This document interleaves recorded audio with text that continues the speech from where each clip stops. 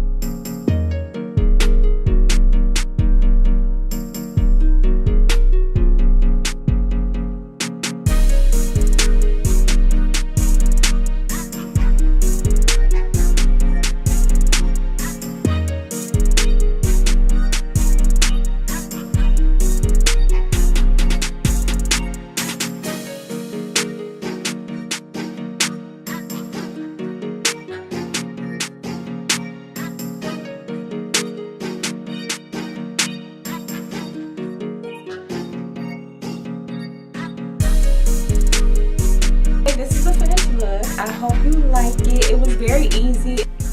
This is just what my part looks like.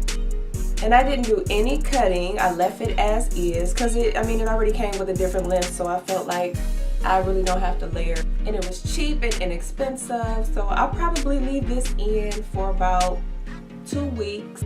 So let me know what you think in the comments, and I'll see you guys later. Bye!